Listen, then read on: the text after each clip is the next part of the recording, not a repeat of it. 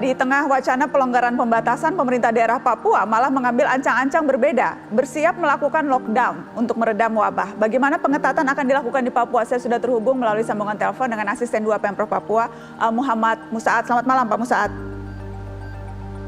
Selamat malam. Pak Gubernur sudah memutuskan, dan kami juga sudah mengkomunikasikan dengan pihak Dewan Perwakilan Rakyat bahwa di Agustus nanti, tepatnya mulai tanggal 1, Papua akan memilih alternatif untuk melakukan pembatasan mobilitas keluar masuk Papua. Ini dilatar belakangi oleh dua tanggung jawab dari Pak Gubernur Papua yang memang agak berbeda mungkin dengan gubernur di provinsi lain. Gubernur Papua itu punya tanggung jawab dua. Yang pertama itu bagaimana memastikan penyebaran COVID ini bisa diatasi, ya, bisa dibendung. Tapi ada tanggung jawab yang kedua yang tidak dimiliki oleh gubernur yang lain, bahwa harus mempersiapkan penyelenggaraan PON yang akan dilaksanakan pada bulan Oktober, dan pada saat itu dipastikan harus tidak akan terjadi klaster baru di PON.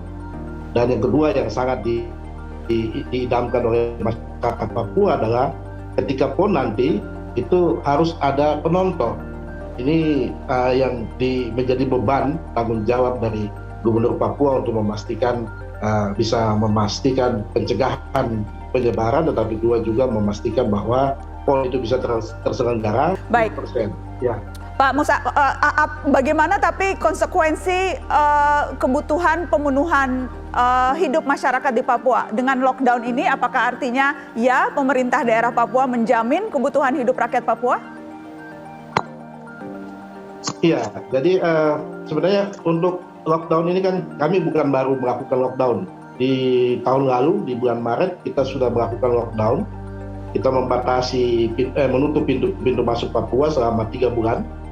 Dan pada saat yang bersamaan kita juga memberikan secara selektif memastikan dengan data yang akurat, memberikan bantuan sosial kepada masyarakat, dan kemudian alhamdulillah syukur puji Tuhan tidak ada gesekan-gesekan yang berarti, dan itu bisa berjalan dengan baik.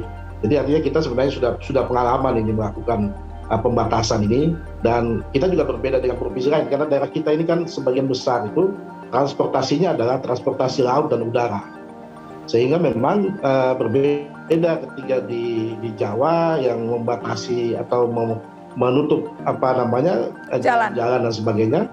Kami tidak bisa menutup jalan di sini. Yang harus kami tutup adalah bagaimana penerbangan dari daerah luar Papua ke Papua dan juga dari antar Papua. Begitu juga pelayaran kapal yang setiap datang biasanya mendatangkan ribuan orang. Ini kadang-kadang susah kita kontrol, sehingga pendekatan ini menjadi pilihan terakhir sebenarnya, karena kita punya tanggung jawab itu yang saya katakan tadi.